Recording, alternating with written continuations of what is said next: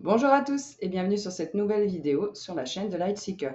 Le sujet du jour, ça va être les lectures d'âme. Alors pourquoi les lectures d'âme? Je constate autour de moi quand même, que ce soit sur les groupes Facebook auxquels j'appartiens ou quand je vois les consultants qui viennent ou les questions que je peux avoir, je constate donc qu'il y a pas mal de personnes qui s'éveillent spirituellement. D'ailleurs, il y en a de plus en plus et c'est une super nouvelle. Le fait de s'éveiller spirituellement, forcément, ça provoque des tas de questions. Et les personnes se sentent un peu perdues au début de l'éveil parce que c'est vraiment votre réalité tout entière qui se modifie, qui se transforme. Ça va changer vos relations, ça va changer votre relation par rapport à vous-même. Et souvent, on se trouve un peu perdu au début du chemin. La lecture d'âme, ça permet d'avoir énormément d'infos sur notre âme, forcément. Sinon, ce ne serait pas une lecture d'âme. Je vois beaucoup de personnes qui s'interrogent sur comment est-ce que je peux connecter mon âme, comment est-ce que je peux connecter à mes guides personnels et poser des questions. Donc moi, je vais vous parler de ce qu'on peut faire lors d'une séance. Et mon petit chat Néo qui est à côté. Ce qu'on peut faire pendant une séance. Et ensuite, ce que vous pouvez faire tout seul chez vous si vous souhaitez avoir plus d'infos du coup sur votre âme et pouvoir dialoguer avec elle. Donc au début, je ne comprenais pas trop ce terme lecture d'âme. Et puis, il m'a apparu lors de soins en fait. Et j'ai compris que c'est le fait de pouvoir obtenir des informations sur votre âme. Quel type d'informations on va pouvoir avoir en soins du coup? Évidemment, on va traiter les blessures de l'âme. J'en ai déjà parlé dans d'autres vidéos. Il y a celle que vous pouvez voir avec Lise Bourbeau. Non, ça c'était les familles d'âme.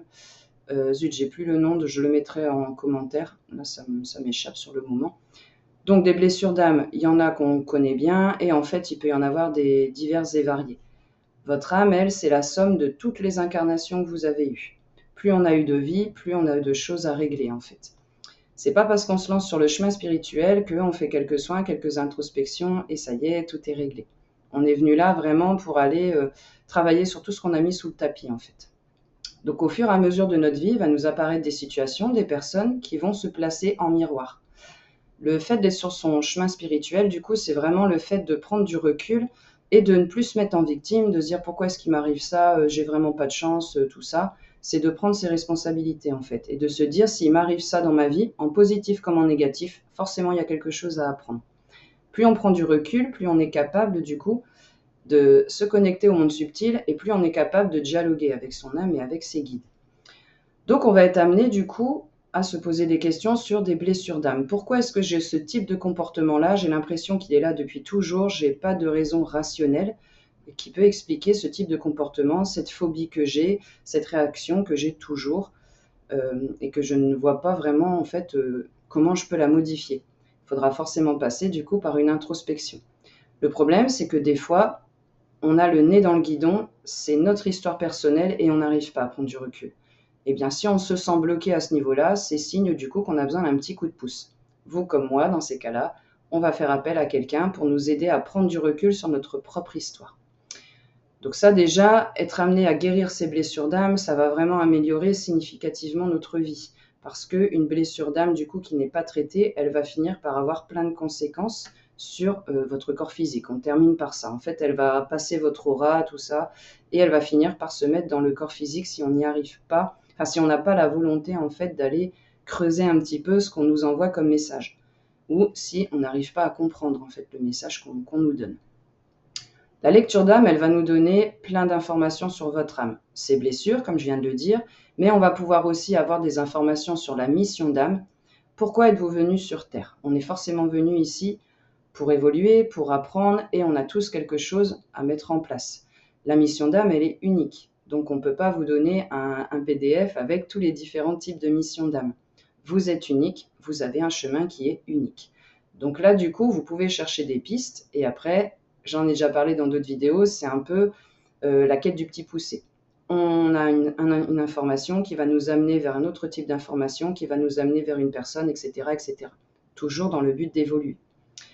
On peut savoir du coup aussi, donc votre mission d'âme, à quelle famille d'âme vous appartenez. Vous allez avoir des choses qui vont vous apparaître en fait.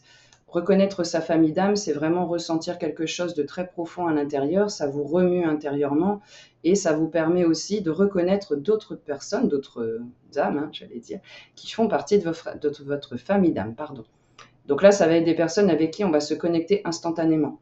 On ne se connaît pas et pour autant, c'est comme si on s'était toujours connus en fait. Il y a une amitié immédiate qui démarre. Qu'est-ce qu'on peut voir aussi? Quand on fait une lecture d'âme, on peut aussi être amené à mettre en éclairage des situations qui vous arrivent ou des relations avec des personnes. Pourquoi une relation avec une personne est-elle conflictuelle? Pourquoi est-ce que j'ai toujours des choses qui m'apparaissent avec cette personne et il y a soit c'est extrêmement fluide, soit il y a toujours blocage sur blocage sur blocage. Vos amis comme vos ennemis, hop, ici sur la vie terrestre, sont tous là pour vous apprendre quelque chose. Donc parfois les personnes que vous allez considérer comme vos pires ennemis ici, entre guillemets, dans votre vie terrestre, en fait elles sont venues par amour, vous vous êtes entendus avant de venir ici pour vous faire réaliser des choses sur vous-même. Et une fois qu'on a compris du coup qu'on a une âme et qu'on peut se relier à elle, la vie elle est franchement beaucoup plus facile parce que du coup votre âme, ce qu'elle veut, elle sait ce que vous évoluiez, elle veut vous mettre sur votre chemin. Donc quand on a une interrogation qu'on ne sait pas trop quoi faire, on questionne son âme, c'est quand même votre meilleur guide. Qu'est-ce que vous allez pouvoir faire à la maison du coup? Si vous ne pouvez pas faire un soin pour X raisons, vous pouvez quand même déjà travailler chez vous, avec votre âme. Eh bien, c'est d'en prendre conscience et d'avoir le souhait de dialoguer avec elle. Vous pouvez lui parler à voix haute ou dans votre tête, vous pouvez lui demander d'avoir des signes concrets, vous pouvez lui demander qu'elle vous indique des choses qui vont vous parler à vous, donc ce sont ce qu'on appelle des signes, que ce soit des heures miroirs, des choses qui apparaissent dans la nature, des plumes, peu importe ce qui vous touche vous en fait. Admettons, vous hésitez entre, je sais pas moi, 2 relations ou 2 métiers, ou vous vous posez des questions sur est-ce que je dois changer. J'ai un appel vraiment, par exemple, profond qui me dit que je dois changer quelque chose, mais là je suis perdue, j'ai besoin d'aide. Votre âme, elle va vous envoyer des signes. Vous allez voir apparaître, par exemple, comme par magie, le profil de quelqu'un. Il va se passer quelque chose et vous allez avoir envie de travailler avec cette personne.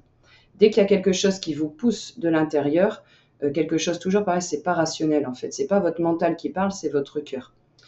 Le meilleur moyen de suivre votre âme et de communiquer avec elle, c'est de suivre votre cœur. C'est-à-dire, il y a quelque chose qui me pousse, je ne peux pas l'expliquer, je vais faire confiance du coup à mon cœur et je vais le suivre en fait, sans savoir vraiment où je vais. C'est un peu un saut de la foi en fait.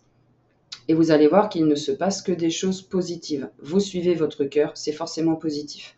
Sur le moment, ça peut être une situation négative, que vous percevez comme négative, mais vous allez voir que plus tard, ça se termine toujours par du positif. On passe par énormément de libération.